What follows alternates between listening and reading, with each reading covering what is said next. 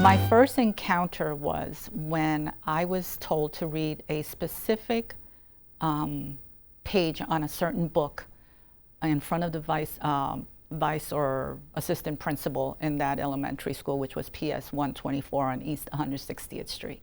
I will never forget it. And I was to read that with marbles in my mouth. I was put canicas. I was put 2 on either side of inside of my gum. And I was to recite a small paragraph of Jane chasing so-and-so. The assistant principal at that time said, she needs help with her diction. We're gonna have to put her in kindergarten. Mind you, I was to go to 2nd grade because I had already graduated from kindergarten and 1st grade in Puerto Rico. And my grades were all A's. I learned very quickly how I was different from everyone else. Though there were other children who were also Latino in my class, they were kids that were literally born and raised in New York. And they had that New York accent and that toughness in their voice. I always had shoes and clothing to go to school, had my notebooks, my little coloring pencils. I didn't know that my parents or my family were poor. I didn't know that. My mother did not want me to feel different, but she did want me to always be proud. I'm extremely proud of being Puerto Riqueña. I wear it on my shoulder like a badge of honor.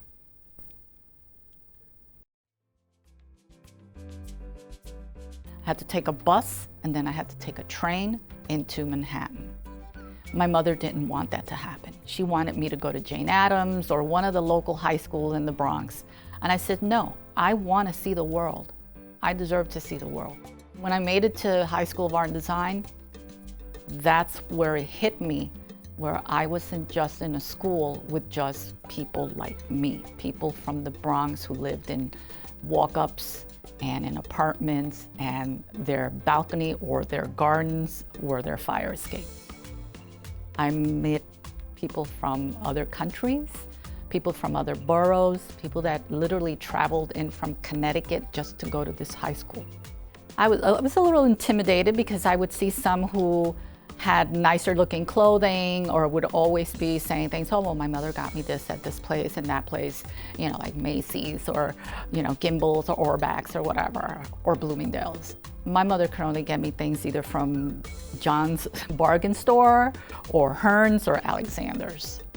I would wear things very proudly, but then that's when my creative thing started to kick in. I started doing my own clothing. I would take clothing from a thrift shop right around the school, and I would literally put appliques, I would bedazzle them.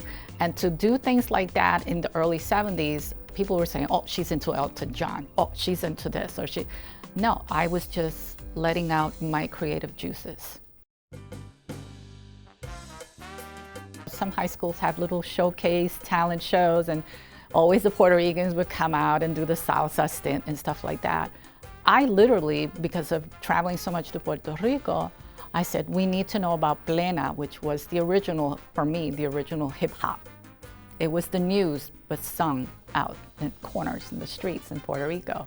And bomba, it also was a part of me that when I literally would hear drums, I would say that the African bloodline in me would just come out, and people didn't understand it. Like, how do you understand that kind of music? I said, it's part of my culture. I was even teaching those Puerto Rican kids that didn't understand this, that did not know about this, because their parents were assimilating a different type of lifestyle once they moved to New York. They didn't want to be pointed out, like, oh, he's Puerto Rican, so that means he doesn't speak English, he won't understand. No, I wanted to teach those kids as well, this is part of your inheritance. This is what you're going to pass on to next generations. Because of the difference of people that I saw, came out my not militant, but more combative personality, where I was fighting for girls who were being bullied by other girls or bullied by guys. And so I started writing a lot besides drawing. So I started getting involved. That's when in my second semester I joined Aspira in high school. I was seeing people that were motivating me out in politics, out in media. And so I was seeing people that were like me, that came from my island, and I was seeing their successes and how they did not change.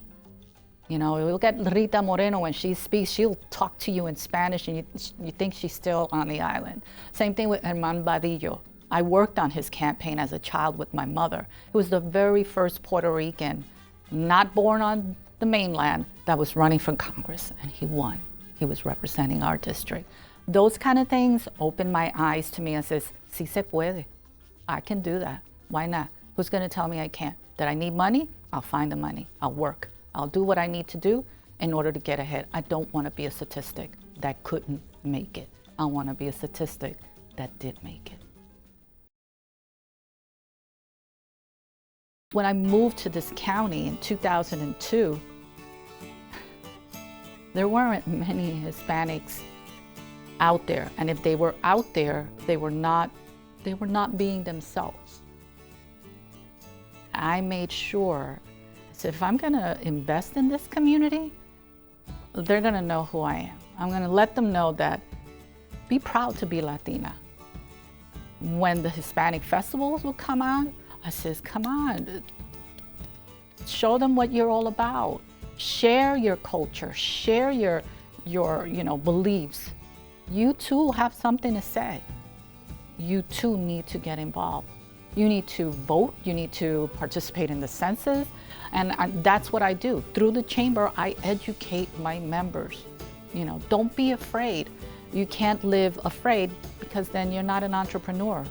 An entrepreneur is someone who takes risks, someone who comes up with a dream at that dinner table with the family and says, I lost my job, but I know how to do this. Who's with me? If you're not thinking that way, then the entrepreneur spirit in a Latino, you're not.